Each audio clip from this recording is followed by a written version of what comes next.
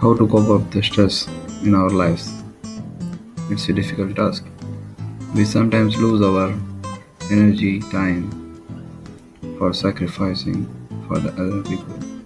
We will be unable to understand what the things are going on, how to manage time for office, for personal life, for social life. We need to write down our priorities, to whom we have to meet, to what task to be done.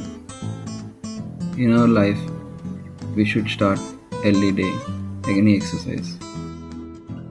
We have to prioritize our schedule for office work, meeting with friends.